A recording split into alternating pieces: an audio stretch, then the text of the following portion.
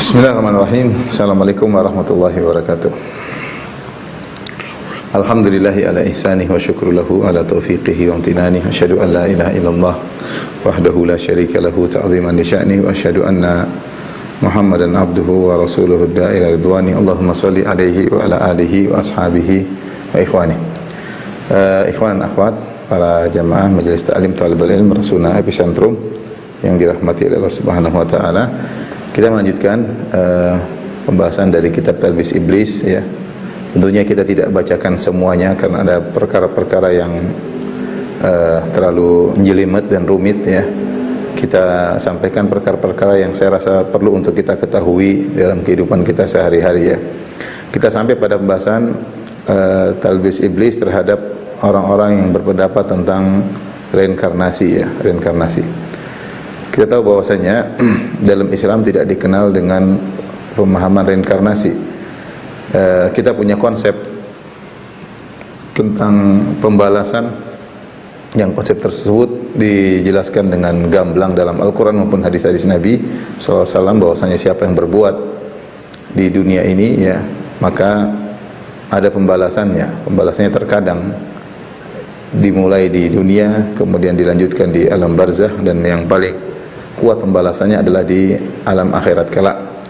Makanya agama kita mengenal ada namanya hari kebangkitan. Hari kebangkitan, di situ ada yaumul hisab, ada hari perhitungan di mana akan di audit, ya, tentang amal semua yang pernah kita lakukan, kemudian setelah itu ditimbang, setelah itu baru kemudian adanya pembalasan. Dan konsep dalam Islam sangat jelas dan detail, ya. Adapun sistem pembalasan dalam agama-agama yang lain terkadang ada yang berbeda, seperti sebagian agama berkeyakinan tentang adanya reinkarnasi.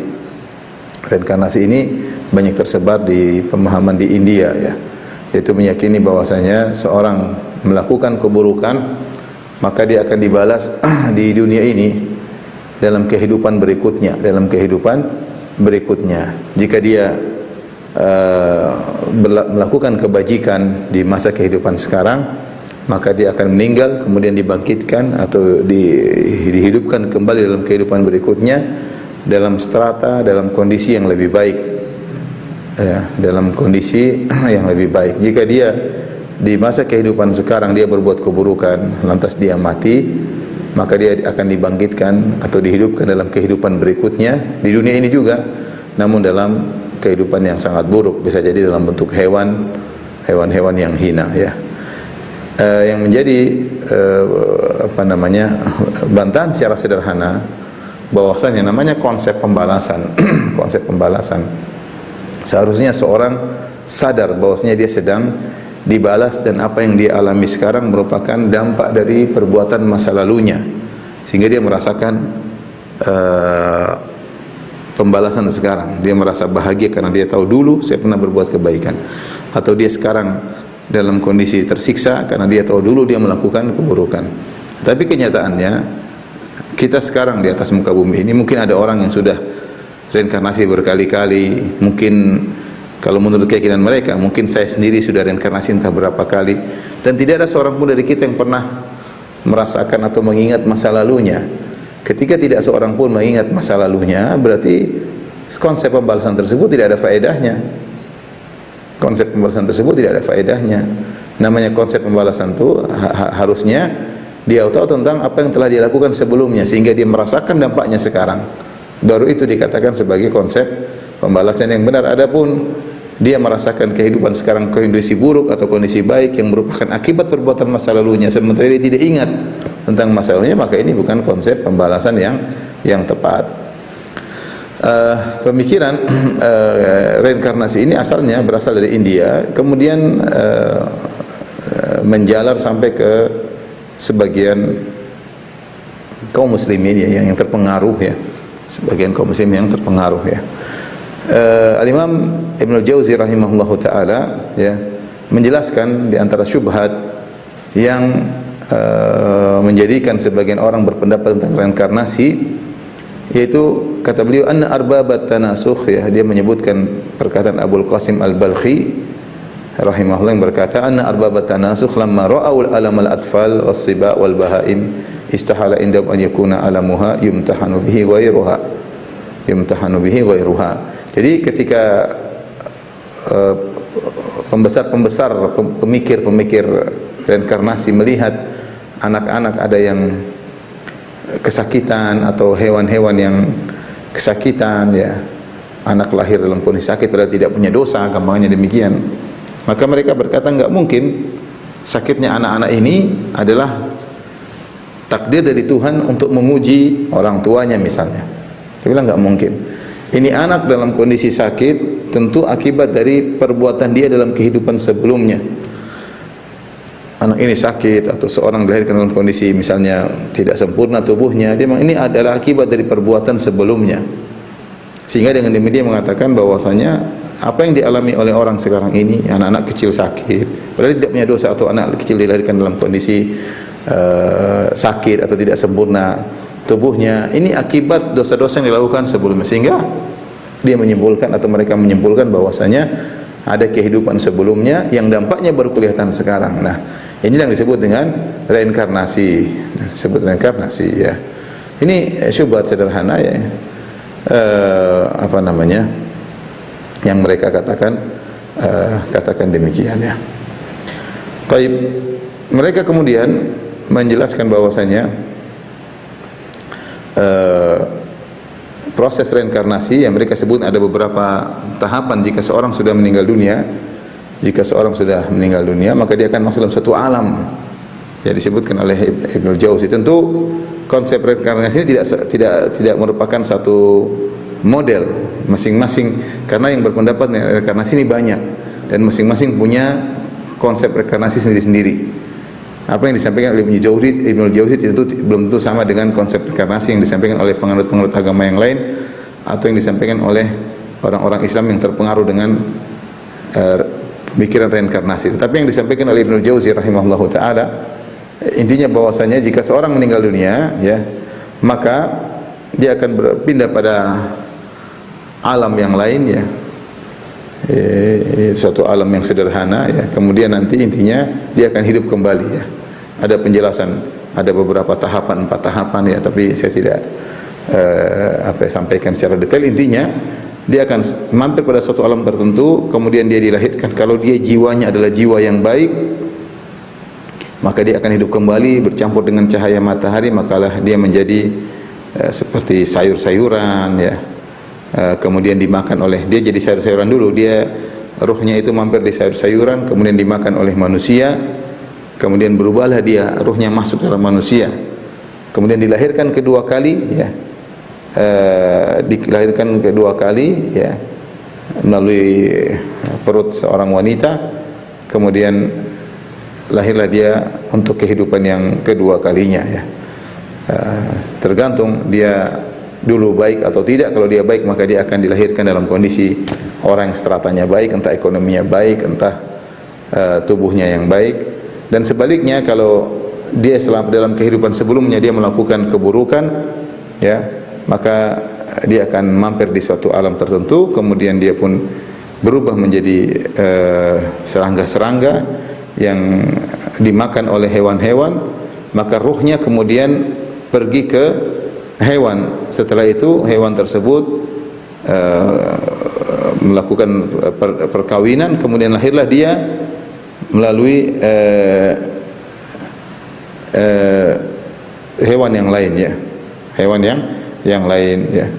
Maka lahirlah dia sebagai hewan, dan nanti dia akan menjadi manusia kembali setelah 1000 tahun. Ini salah satu konsep tentunya yang disampaikan Ibnu Jauzi. Tentu tidak semua orang berpendapat tentang reinkarnasi punya pendapat seperti ini, tapi intinya mereka sepakat bahwasanya kehidupan sekarang adalah hasil dari kehidupan sebelumnya. Seseorang di kehidupan sebelumnya, apa yang dia lakukan, pembalasannya dalam kehidupan yang sekarang, ya, yang sekarang. Bisa jadi seorang dari manusia di zaman sebelumnya, kehidupan sebelumnya, kemudian sekarang jadi hewan, bisa jadi. Bisa jadi seorang di zaman sebelumnya manusia, kemudian sekarang jadi seorang yang miskin, yang sengsara, yang cacat misalnya, ya, karena dia dulu buruk pada kehidupan sebelumnya. Dan sebaliknya bisa jadi sekarang dia menjadi orang yang kaya, orang yang berkecukupan ekonominya, orang yang terpandang karena sebelumnya dia dalam kehidupan yang baik sehingga dibalas sekarang dengan kondisi yang baik. Ada cerita lucu disampaikan oleh Ibnu Jauzi di sini ya. Dia berkata, Amba'ana Muhammad bin Abi Tahir al-Bazzar qala amba'ana Ali bin al-Muhsin an abihi qala haddathani Abu al-Hasan Ali bin Nadhif al-Mutakallim qala kana yahduru ma'ana bi Baghdad syekhun lil imamiyah yu'rafu bi Abi Bakar ibn al-Fallas fahaddathana annahu dakhala ala ba'd man kana ya'rifu bit tashayyu'. Jadi pemikiran-pemikiran ini juga sampai kepada sebagian pemikiran kaum muslimin yang berpemahaman Syiah. Jadi Abu Bakar ibn al-Fallas bercerita, suatu hari dia bertemu dengan sebagian orang yang dikenal dengan memiliki pemahaman Syiah. Kemudian orang ini terpengaruh dan akhirnya sumasara yaqulu bi madhhabi ahli tanasukh. Kemudian orang ini akhirnya dari pemahaman Syiah beranjak selanjutnya menjadi pemahaman orang yang memiliki pemahaman reinkarnasi. Ya. Fawajadtuhu baina yadayhi sinnaur aswad wa huwa yamsahuha, ya. Maka aku mendapati dia, di depan dia ada seekor kucing yang berwarna hitam dan dia sedang mengusap-ngusap kucing tersebut. Ini orang yang punya pemahaman reinkarnasi sedang mengusap-ngusap kucing, ya. Kemudian wa yahukku baina ainaiha, dan dia pun menggaruk-garuk, ya, di antara kedua mata kucing tersebut.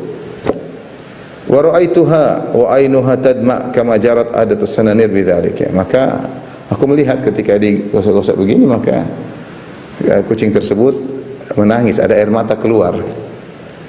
Wa huwa yabki bukaan syadidan. Kemudian orang ini juga menangis. Orang yang bikin kucing ini ikut nangis, karena kucing yang nangis dia ikut nangis. Aku berkata kepada dia, "Lima tabki? Kenapa kau nangis?" Faqala waihak, celaka engkau. Amma tara hadhihi sinnaur tabki kullama masahtuha. Tidakkah kau lihat kucing ini ketika aku usap dia nangis? Hadhihi ummi la syakka. Ini adalah ibuku, ini kucing ibuku. Jadi dia merasa kucing ini adalah hasil reinkarnasi ibunya dalam kehidupan berikutnya. Ini adalah ibuku. Wa inna ma tabki min ru'yatiha ilayya hasrah. Dia menangis ketika melihat aku karena dia menyesal. Dia nangis. Dia menganggap ibunya, kucing ini yang nangis ini, yang keluar air matanya, yang dia usap-usap adalah ibunya. Wa akhadha yukhatibuha khitaba man indahu annaha tafhamu anhu. Maka dia mulai ngobrol sama kucing tersebut, seakan-akan kucing ini paham tentang apa yang dia ucapkan. Wa ja'alat an-naur tasihu qalilan, dan mulailah kucing tersebut teriak sedikit, keluarkan suara sedikit-sedikit. Dia ngomong terus, kucing itu mulai keluarkan suara. Aku bertanya kepada orang ini, fahiya tafhamu anka ma tukhatibuha bihi? Emang dia paham kamu ajak ngobrol sama dia gitu? Dia paham? Orang ini berkata, "Na'am." Iya, kucing ini ibu saya, dia paham apa yang saya ucapkan. Fakultu, aku berkata, "Atafhamu anta siyahaha?" Apakah kau paham teriakan kucing tersebut? Kamu paham enggak? Dia paham, kucing itu paham ucapanmu. Kamu paham enggak maksud teriakan kucing tersebut? Qala la, kata dia, saya tidak paham. Kata aku berkata, fa anta idzan al mansukh wa hiya al insan. Kalau gitu kamu ini yang apa namanya, jelmaan hewan kepada manusia, dan ibumu adalah manusia. Kamu yang hewan, dia yang manusia, ya. Kenapa? Karena dia paham, kamu enggak paham. Yang pahamlah manusia, ya. Jadi intinya demikian. Seorang terpengaruh dengan pemikiran reinkarnasi seperti ini, ya. Saya punya kawan dulu orang India, mahasiswa di Madinah. Dia cerita, saya punya teman di sana di India, kita lagi main ke rumahnya, tiba-tiba ada kambing masuk ke rumahnya, ada hewan lah, kambing atau kucing saya lupa. Terus temannya bilang, ya dia, karena temannya punya agama yang berkeyakinan tentang adanya reinkarnasi, tanasuh, maka dia berkata, ini om kami yang kemarin meninggal, ini om kami. Jadi sayanglah kambing tersebut, dianggap sebagai apa? Omnya. Yang penting jangan sampai disembelih omnya kalau kambingnya. Jadi dia merasa bahwasanya kambing tersebut adalah omnya yang telah bereinkarnasi menjadi kambing tersebut. Ini semua khurafat, semua apa? Khurafat. Yang saya pernah ketemu dengan seseorang yang diceritakan, dia bertanya saya kepada tentang reinkarnasi, ya. ketika dia meyakini, ada yang mengabarkan kepada dia, kamu adalah reinkarnasi dari seorang sultan yang hidup pada entah tahun sekian, abad sekian, yang memiliki sekian istri, memiliki begini-begini, sehingga dia ingin, ketika dia dikatakan kamu adalah reinkarnasi dari ruh sultan atau ruh raja yang hidup pada sekian abad yang lalu, raja ini namanya ini, yang memiliki permaisuri sekian, memiliki selir sekian, sehingga dia kemudian merubah gaya hidupnya seakan-akan dia ingin mengikuti sultan tersebut. Ini bahaya seperti ini. Ya, ini adalah khurafat ya, khurafat. Ya, karena kita tahu namanya orang sudah meninggal pasti masuk alam barzakh. Tidak ada namanya reinkarnasi. Ya, reinkarnasi ya. Ini pemikiran-pemikiran yang merusak ya. Karena orang merasa saya reinkarnasi dari presiden fulan, saya reinkarnasi dari raja fulan, raja terdahulu ya, sehingga dia ingin bergaya hidup seperti seorang raja, ingin punya selir yang banyak, ingin punya ini enggak benar ya. Enggak ada namanya reinkarnasi dalam Islam ya, dan tidak pernah terbukti secara alam nyata juga tidak ada. Tidak raja Majapahit kemudian reinkarnasi dengan orang zaman sekarang, enggak ada. Ini cuma khurafat, akalnya dipermainkan ya. Ini semua tidak benar ya. Jadi kita bilang bahwasanya reinkarnasi adalah suatu hal yang khurafat, terbukti bahwasanya tidak ada di antara kita yang mengingat masa lalu kita ya, apa yang pernah kita lakukan sehingga sekarang kita menjadi seperti ini. Enggak ada yang ingat. Padahal konsep pembalasan itu harusnya ingat. Ya, kalau ternyata tidak ada yang ingat, terus bagaimana membuktikan itu reinkarnasi, dan apa faedah reinkarnasi? Enggak ada faedah. Lakukan saja maksiat sepuas-puasmu, kok jadi apapun tidak tahu. Selesai. Orang melakukan kemaksiatan, buktinya tidak ada yang ingat tentang masa lalunya. Beda kalau dia ingat, waduh jangan-jangan saya nanti kehidupan berikutnya jadi tikus, jangan-jangan kehidupan berikutnya jadi kecoa, kan takut. Tapi kalau dia melakukan kemaksiatan sebanyak-banyaknya, tahu-tahu kehidupan berikutnya jadi kecoa, jadi tikus, jadi monyet, jadi babi, dan dia tidak pernah ingat, apa urusannya? Konsep pembalasannya tidak pas, beda dengan konsep pembalasan dalam Islam ya. Ada hari kebangkitan, dan yauma yatadzakkarul insanu ma sa'a. Pada hari itu semua orang akan ingat apa yang pernah dilakukan. Bahkan dibukakan catatan amalnya. Iqra kitabaka kafa bi nafsikal yauma 'alaika hasiba. Baca catatan amal, semua akan terlihat. Ma li hadzal kitabi la yughadiru shaghiratan wala kabiratan illa ahsaha. Ini catatan amal seperti apa ini? Tidak ada yang tertinggalkan, semua yang kecil maupun besar semuanya tercatat. Sehingga itu barulah namanya konsep pembalasan yang benar. Adapun seorang dibalas tidak ingat apa yang dilakukan, ya, kok tiba-tiba saya begini, ya, ini namanya bukan konsep pembalasan. Intinya ini hanyalah khurafat, dijadikan bahan tertawaan oleh iblis. Baik, kita lanjutkan, kita loncat pembahasan masalah ahlul kalam. Sudah pernah kita singgung sebelumnya terkait dengan falasifah dan yang lainnya. Kita masuk pada pembahasan tentang talbis iblis terhadap khawarij ya. Zikru talbis iblisa alal khawariji ya. Intinya khawarij ini sebenarnya mereka adalah kelompok yang pertama, firqah yang pertama kali muncul di zaman para sahabat, dan asal muasalnya muncul di zaman Nabi sallallahu alaihi wasallam. Di antara talbis iblis yang dilakukan oleh iblis kepada mereka, tipuan iblis, yaitu mereka merasa mereka lebih hebat daripada Nabi, lebih hebat dari sahabat. Mereka merasa syariat ini kurang, apa yang dilakukan oleh Nabi kurang tepat, dan apa yang dilakukan oleh para sahabat kurang tepat. Jadi mereka ujub terhadap diri mereka, ujub terhadap ketakwaan, sehingga suudzon kepada orang lain, husnudzon kepada diri sendiri, merasa hebat, suudzon kepada orang lain. Dan inilah yang dialami oleh orang-orang khawarij ya. Karena saking rajin ibadahnya, saking kuat puasanya, saking kuat sholat malamnya, sehingga akhirnya ketika melihat pihak lain dianggap keliru dan suudzon kepada mereka, sehingga mudah mengkafirkannya. Saking kuat ibadahnya, dia merasa kalau ada orang yang melanggar berarti kafir, harusnya pasti menghina Islam, tidak mungkin dia bermaksiat seperti itu kecuali dia merendahkan ayat-ayat Allah. Datang iblis menggoda. Iblis menggoda, dari kata Ibnu Qayyim rahimahullah, bisa dua sisi. Kalau iblis melihat ada orang cenderung kepada kemaksiatan, berleha-leha, maka iblis buat dia terjerumus dalam kemaksiatan. Lihat oleh iblis, lihat kecenderungan seorang. Kalau seorang kecenderungannya adalah untuk berleha-leha, berfoya-foya, bersenang-senang, maka iblis akan goda dia, dikasih talbis, syubhat, dikasih kerancuan berfikir dari sisi itu, sehingga semakin membuat dia senang dengan maksiat, dihiasi kemaksiatan, dihiasi perzinahan, narkoba, khamar, musik, sehingga dia terjerumus dalam hal tersebut. Yang penting dia enjoy ya. Ketika iblis melihat seorang bertakwa, maka iblis juga bisa menggoda dari sisi kecenderungannya.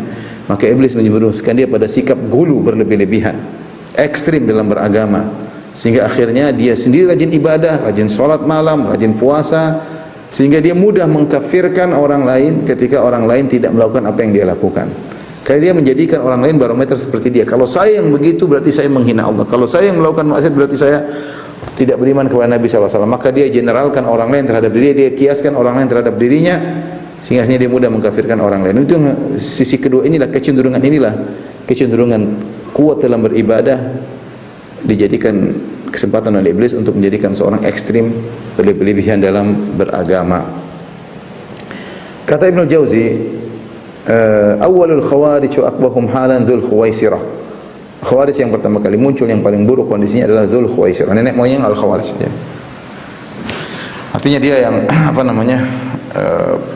pemula pelopor munculnya pemikiran Khawarij dengan cara mengkritisi Nabi sallallahu alaihi wasallam. Hadis yang diriwayatkan oleh Imam Bukhari, Imam Muslim dari Abu Sa'id Al-Khudri radhiyallahu ta'ala anhu ya. Kata Abu Sa'id Al-Khudri radhiyallahu ta'ala anhu ya, intinya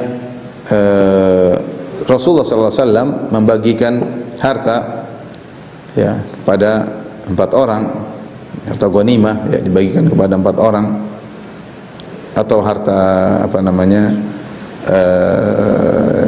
kalau bukan ghanimah yaitu pajak yang ditarik dari orang-orang non muslim ya.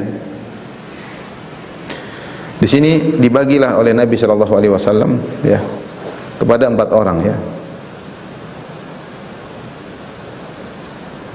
Zaid al-Khail wal Aqra bin Habis sepertinya adalah harta ghanimah, wa Uyainah bin Husain, demikian juga Alqamah bin Ulathah atau Amir bin Tufail.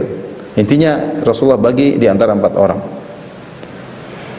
Maka sebagian sahabat, fawajada min dzalika ba'dhu ashabi wal ansar wa ghairuhum, ada sebagian sahabat yang aneh, maksudnya Rasulullah bagi-bagi kepada orang-orang Arab Badu yang baru masuk Islam ghanimah tersebut, sementara atau ghanimah atau jizyah ya, sementara sebagian sahabat tidak diberikan. Maka Rasulullah SAW mengatakan, ala ta'manuni wa ana aminu man fis sama' ya'tini khabarus sama' sabahan masa'an. Apa kalian tidak percaya kepadaku sementara aku adalah kepercayaan man fis sama', kepercayaan Allah yang ada di langit. Datang kabar dari langit baik di pagi hari maupun sore hari. Jadi kalian harus percaya sama aku, kata Nabi sallallahu alaihi wasallam. Apa yang aku lakukan yang paling adil. Ketika Nabi membagi ghanimah pada sebagian orang, Nabi yang lebih tahu tentang cara pembagian yang terbaik. Karena aku, tidakkah kalian percaya kepadaku? Ala ta'manuni wa ana aminu man fis sama', sementara aku dipercaya oleh Allah yang dari atas langit. Datang kepadaku ayat-ayat Allah pagi hari maupun sore hari.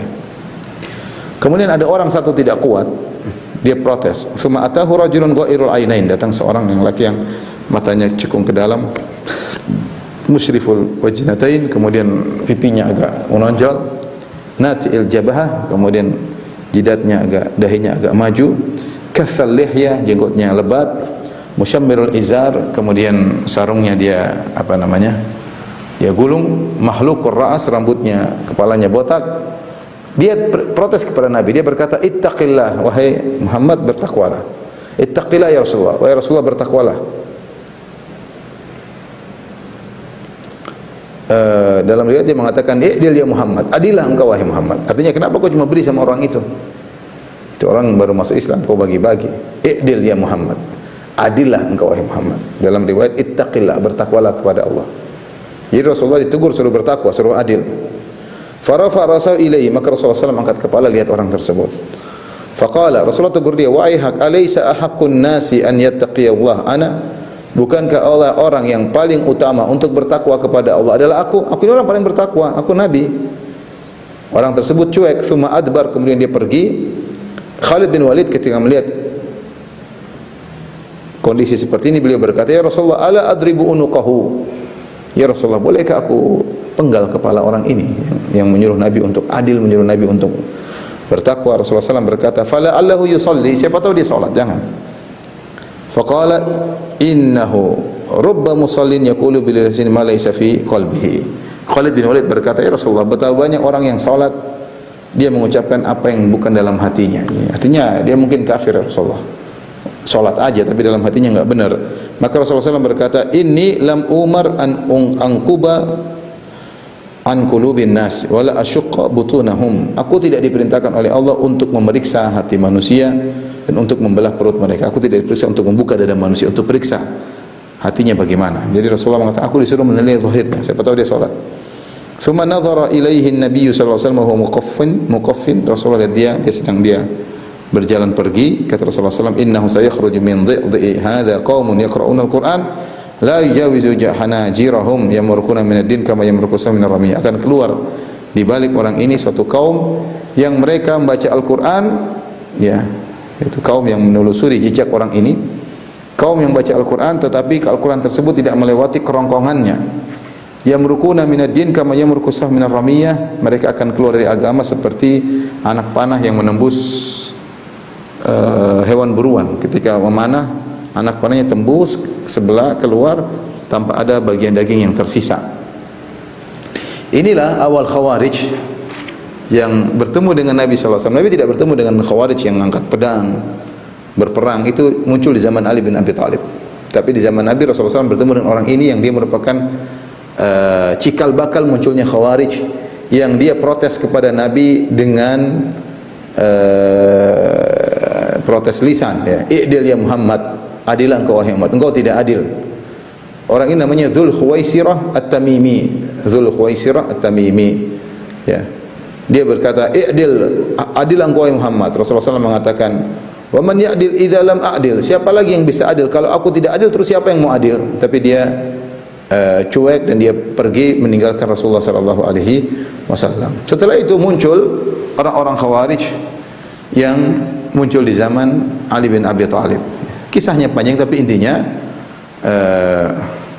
bahwasanya Rasulullah kabarkan akan muncul firqah di tengah pertikaian antara dua kelompok besar dari kaum muslimin, itu Khawarij. Itu kelompok besar tersebutlah kubu Ali bin Abi Thalib dengan kubu Muawiyah radhiyallahu taala anhu, yang dua-duanya ingin menegakkan keadilan tetapi memiliki ijtihad yang berbeda sehingga akhirnya berujung pada pertempuran. Dimulai dengan Ma'rakatul Jamal, kemudian Ma'rakatul Siffin, antara kubu Ma'rakatul Jamal antara kubu Muawiyah, antara kubu Ali bin Abi Thalib dengan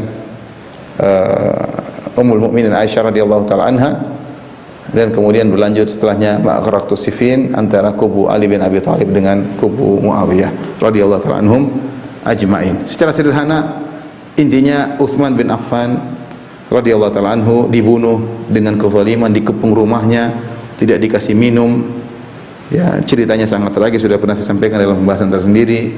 Kemudian mereka pun masuk, mereka menikam Utsman, dia sedang baca Al-Qur'an, sehingga dia tahan pedang tersebut dan akhirnya membunuh Utsman sementara darah menetes di Al-Qur'an tersebut. Akhirnya beliau meninggal radhiyallahu taala anhu, padahal beliau adalah mantunya Rasulullah sallallahu alaihi wasallam. Sementara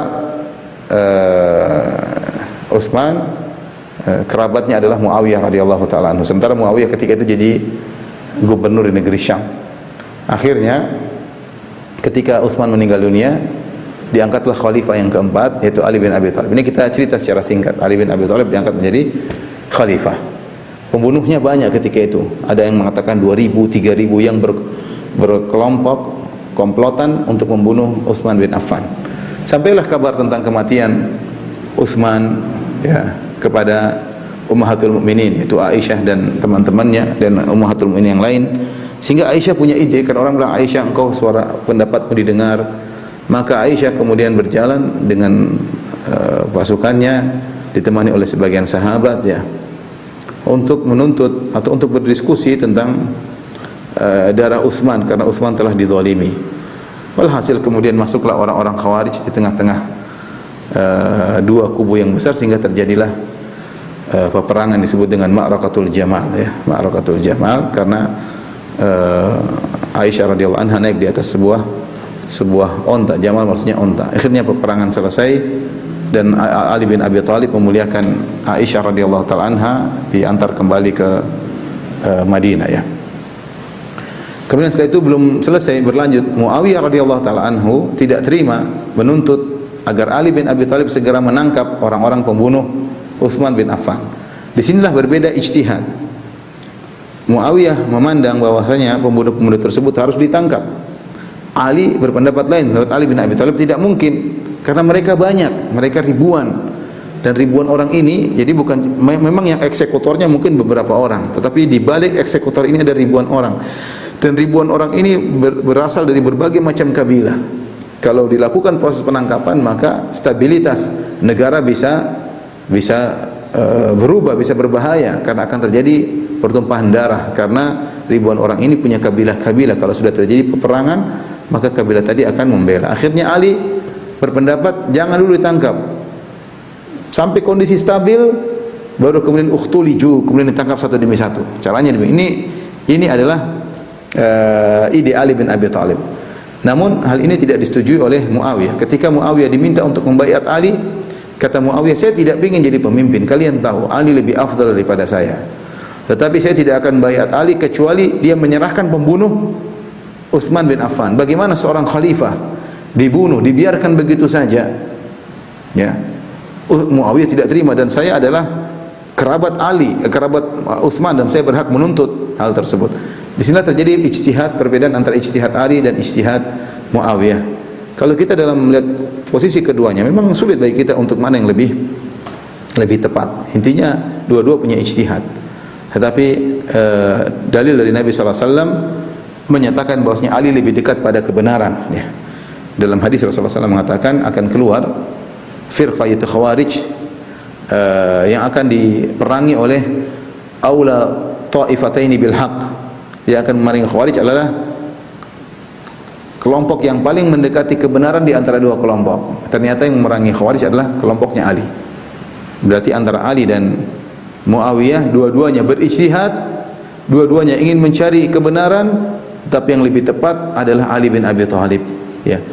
Karena benar kalau Ali bin Abi Thalib mulai menangkapi para pembunuh Utsman, maka kondisi akan bisa kacau, stabilitas negeri Islam ketika itu akan hancur.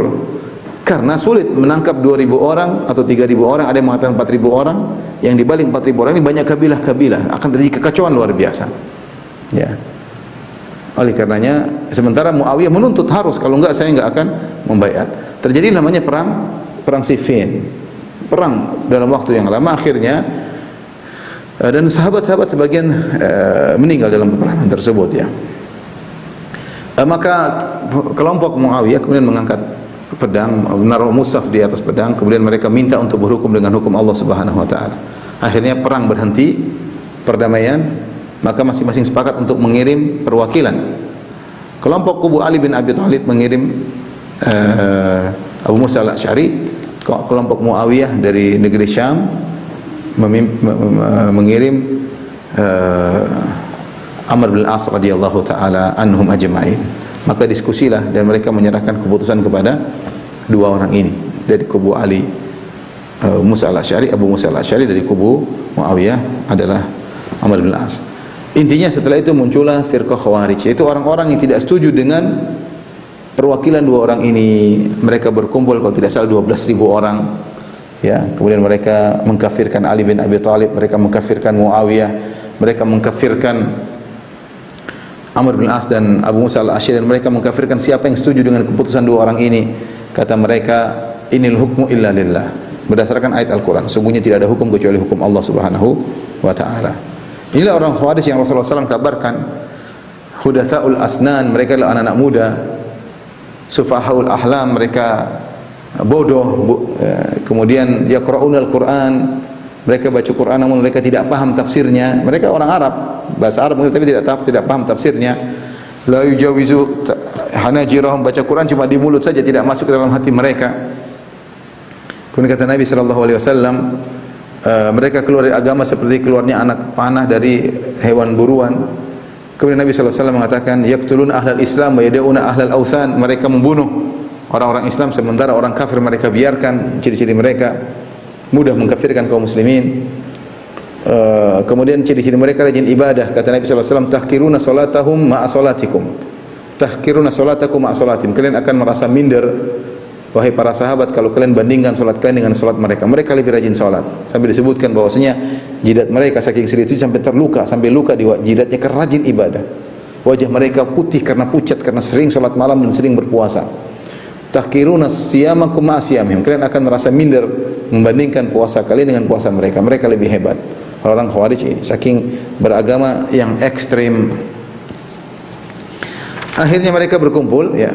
Mereka berkumpul sementara mereka mengkafirkan Ali, mengkafirkan para sahabat, ya.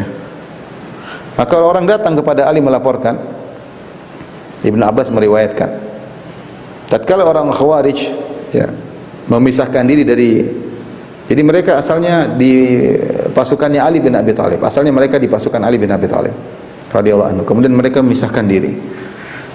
Dan jumlah mereka 6.000. Mereka masuk di sebuah daerah, jumlah mereka 6.000. Dan mereka sepakat untuk memberontak kepada Ali bin Abi Thalib. Dan selalu ada seorang datang kepada Ali bin Abi Thalib berkata, "Ya Amirul Mukminin, innal qauma kharijuna 'alaik." Wahai Amirul Mukminin, wahai khalifah kaum muslimin, sungguhnya mereka orang Khawarij memberontak kepadamu. Kata Ali bin Abi Thalib, "Da'uhum, biarin mereka. Fa inni la uqatiluhum hatta yuqatiluni." Aku tidak akan memerangi mereka sampai mereka yang memerangiku. Wa sawfa yaf'alun, dan mereka akan memerangiku. Ketika itu suatu hari aku menemui, kata Ibnu Abbas, aku menemui Ali bin Abi Thalib sebelum salat zuhur. Lalu aku berkata kepada Ali bin Abi Thalib, "Wahai Amirul Mukminin, abrid bis salat." Tunda salat zuhur, ya. Wahai Amirul Mukminin, ya, la'alli adkhulu, karena masih terlalu panas dan di antara sunnah adalah menunda salat zuhur kalau terlalu panas. Ini sepertinya musim panas. Semoga aku ingin bertemu dengan mereka, fa ukallimuhum, dan aku diskusi dengan mereka. Ya. Semoga mereka sadar. Kata Ali bin Abi Thalib kepada Ibnu Abbas, "Inni akhafu alaik." Aku khawatir kau akan tertimpa dengan bahaya. Fakultu kalla, kata Ibnu Abbas, ya, sepupunya Nabi Ibnu Abbas, sahabat yang mulia, orangnya ganteng, kemudian lembut. Kalla, aku berkata sekali-sekali tidak. Kuntu rajulan hasanal khuluq, la udhi ahadan. Aku insyaallah akhlak baik dan aku tidak akan menyakiti seorang pun. Akhirnya Ali pun percaya kepada Ibnu Abbas, Ali bin Abi Thalib.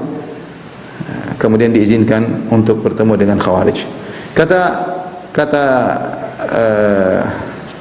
Ibnu Abbas, "Falabistu hullatan min ahsani ma yakun minal Yaman." Aku pun pakai baju yang terindah, baju import dari Yaman. Fatarajjaltu, kemudian aku pun isi rambut. Aku bertemu dengan mereka di tengah siang hari. Ya.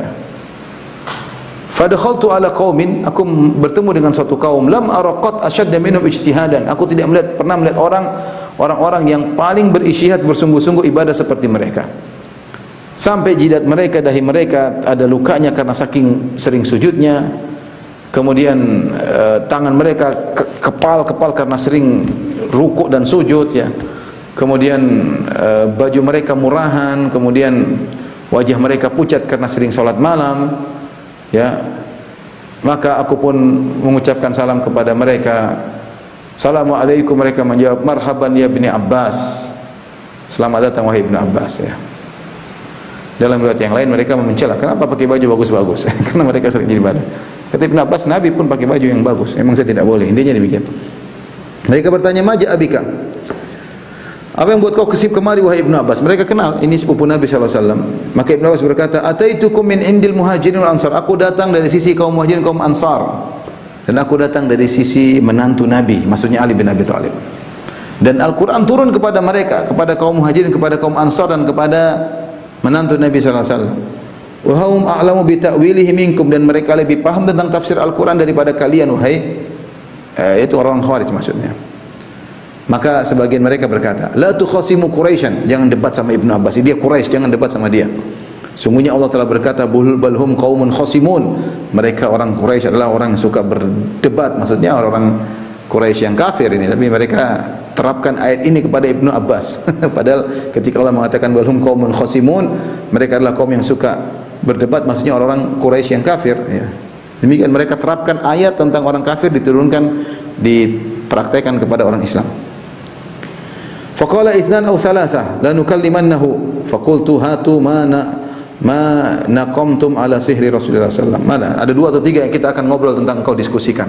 Kata Ibnu Abbas, tidak apa-apa. Ya. Apa yang kalian kritiki sampaikan kepadaku. Yang kalian kritiki kepada Ali bin Abi Thalib, yang kalian kritiki kepada kaum Muhajirin, kepada kaum Ansar, yang Al-Qur'an turun kepada mereka. Dan tidak seorang pun dari mereka yang ada pada kalian. Kalian semua ini orang baru.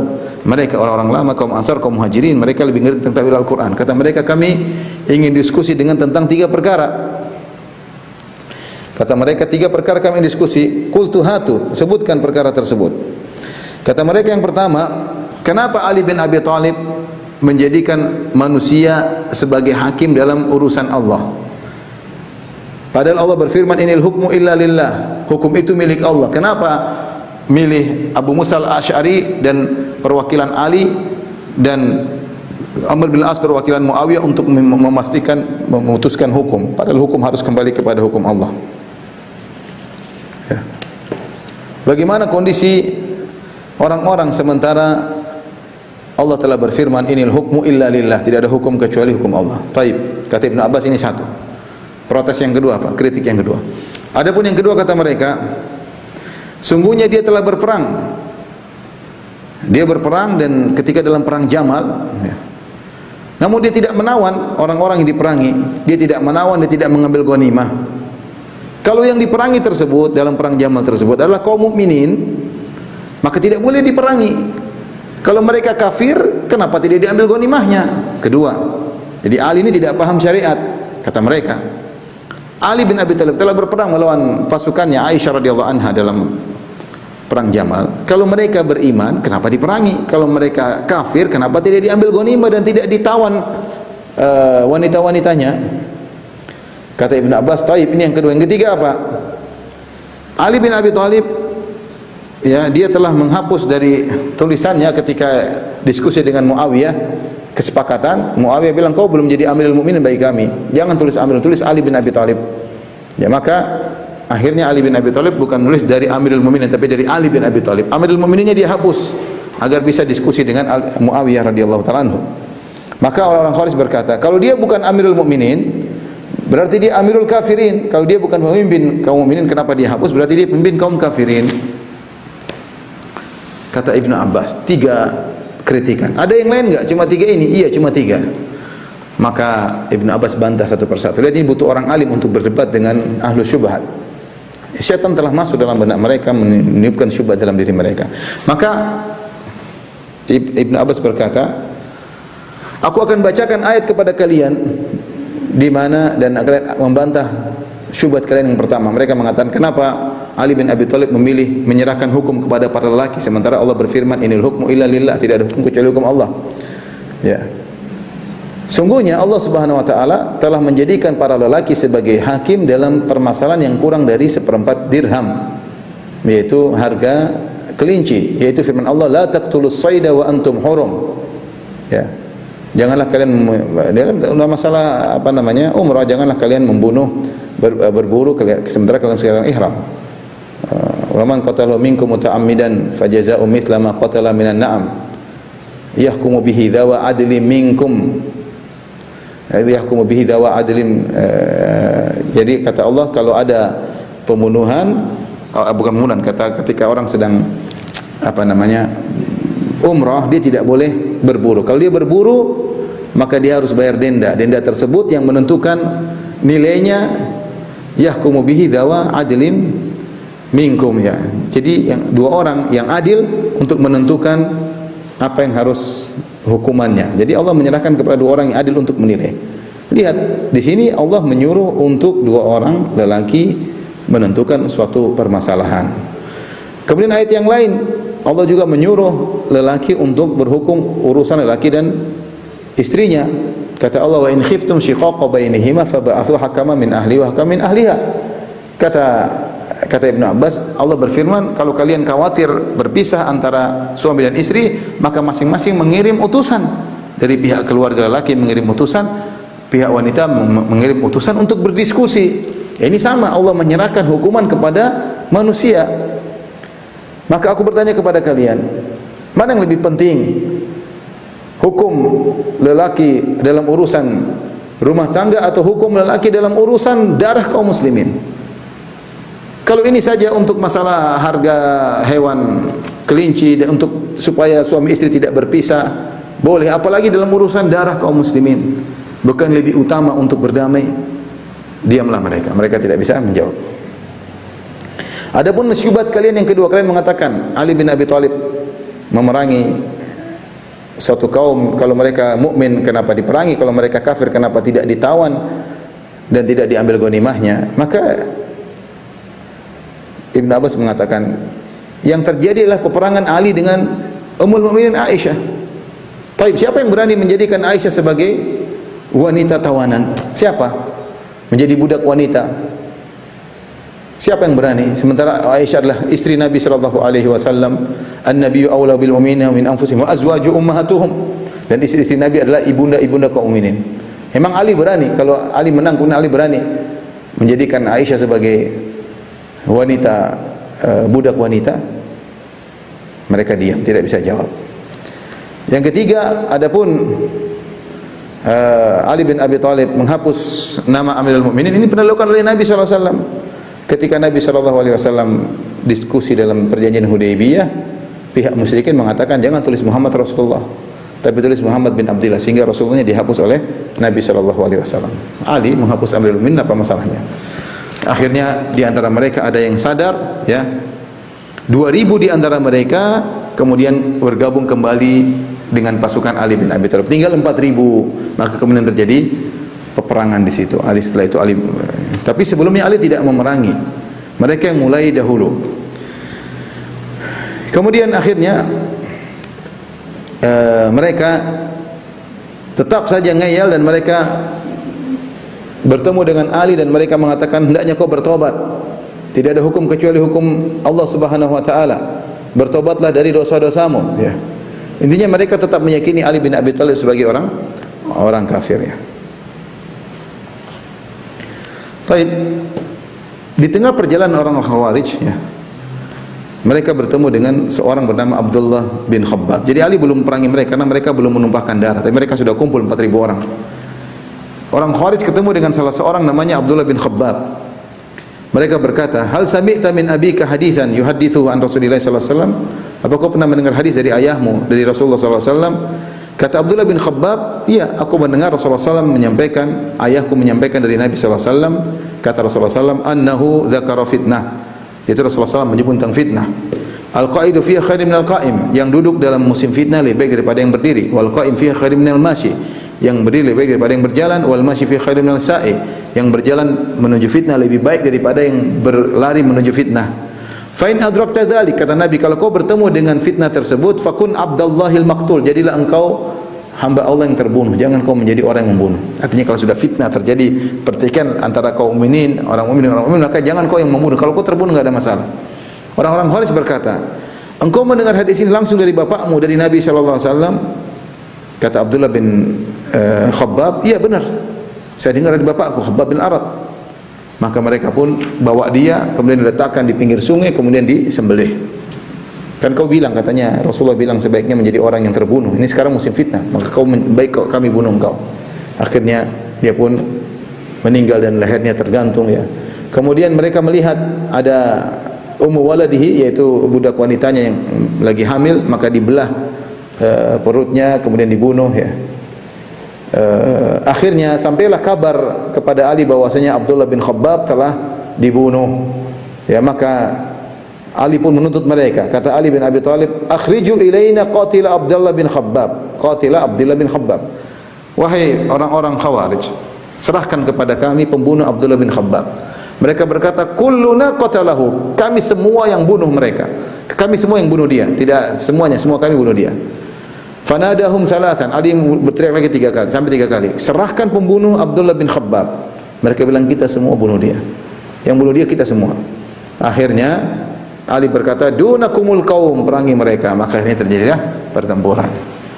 Pertempuran sampai ketika mereka mau bertempur, mereka berkata, tahayya li liqa'ir rabb, rawah ilal jannah. Ayo silakan kita menuju surga. Mereka siap mati memang. Ayo semangat kita bertemu dengan Allah Subhanahu wa taala. Persiapkan diri bertemu dengan Allah, kita menuju surga. Jadi mereka berperang dengan merasa kalau mati pasti masuk surga. Intinya mereka pun kalah, kocar-kacir semua, mereka kalah. Kemudian waktu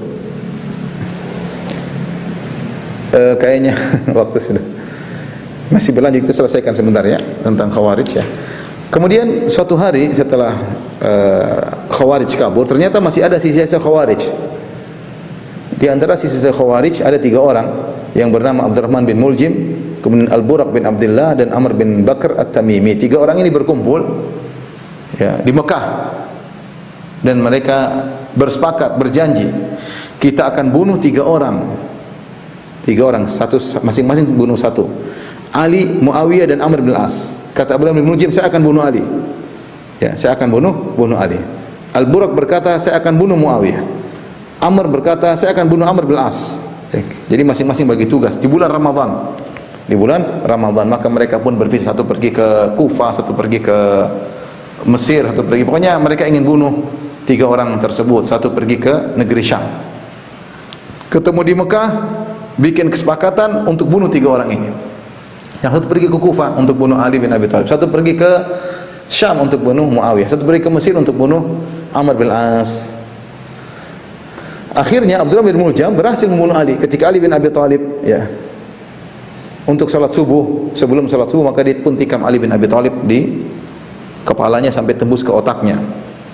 Sehingga Rasul Ali berkata, la yafutannakum rajul, jangan sampai lolos. Akhirnya dia pun ditangkap.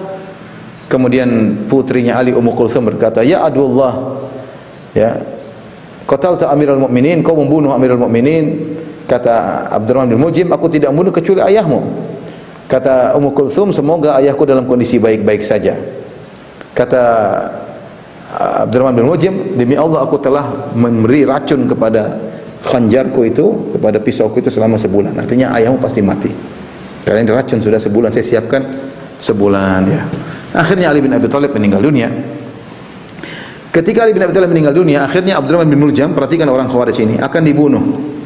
Ketika dia akan dibunuh, dia dihadirkan. Maka Abdullah bin Ja'far memotong kedua tangannya. Tangannya dipotong. Subhanallah. Dan dia tidak berteriak. Dipotong tangan kanannya, dipotong tangan kirinya, dipotong kaki kanannya, dipotong kaki. Walam yatakallam, dan dia tenang. Dia tidak teriak-teriak.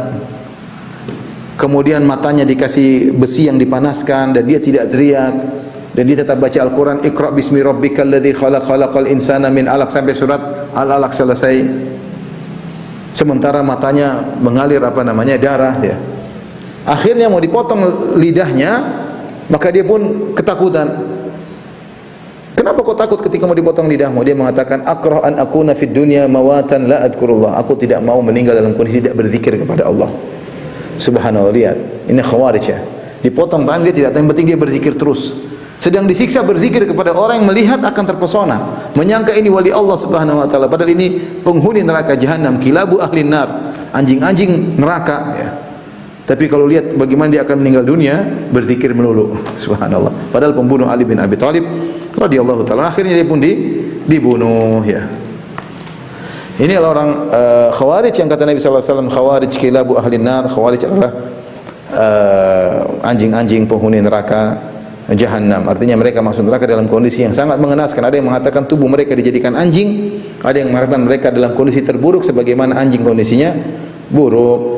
Wallahu taala alam bisawab. Mungkin sampai di sini saja yang bisa saya sampaikan. Insyaallah kita lanjutkan pada kesempatan yang lain. Kalau yang bertanya saya persilakan.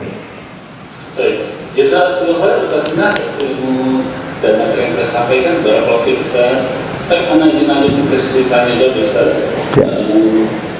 sehingga ada pertanyaan sesuai dengan tema. Assalamualaikum Ustaz, semoga Allah selalu melindungi dan merahmati Ustaz, keluarga dan kaum muslimin. Amin. Pertanyaan pertama Ustaz yang masuk di kolom chat, mengenai penganut reinkarnasi ini, apakah termasuk syirik besar atau syirik kecil dan bagaimana tobatnya Ustaz? Allah alam bisawab, saya khawatir itu termasuk dari kekufuran karena mengingkari konsep kebangkitan menurut versi Islam ya. Tadi khurafat, sehingga karena itu terkait dengan iman bil yaumil akhir. Iman bil yaumil akhir ya. Kalau dia beriman dengan iman bil yaumil akhir, kita bilang buat apa kau meyakini reinkarnasi? Karena ketika dia meyakini reinkarnasi banyak hal yang harus dia ingkari. Dia mengingkari alam barzakh. Ya, dia mengingkari alam barzakh pasti. Alam barzakh karena tidak alam barzakh karena orang langsung pindah kepada kehidupan berikutnya. Kemudian yang parah adalah jangan-jangan dia tidak mengingkari hari kebangkitan. Ya, intinya bahaya ya, tapi ya perlu diingatkan, perlu dinasihati. Dan ada, sampai saya pernah ketemu orang yang seperti itu di zaman sekarang ini. Ya, meyakini reinkarnasi. Kasihan ya. Allah Ta'ala hidup dalam khayalan, dia merasa dia dulu berasal dari ruh orang hebat zaman dahulu yang pindah ke tubuhnya sehingga dia harus hebat seperti orang dahulu. Halusinasi, halu. Allah Ta'ala bisawab. Lalu gimana cara dia bertobatnya Ustaz? Tobatnya bertobat, kalau bertobat selesai. Itu bertobat ya sudah, tidak di astagfirullah, atubu ilaik, sudah selesai ya. Sudah. Hah?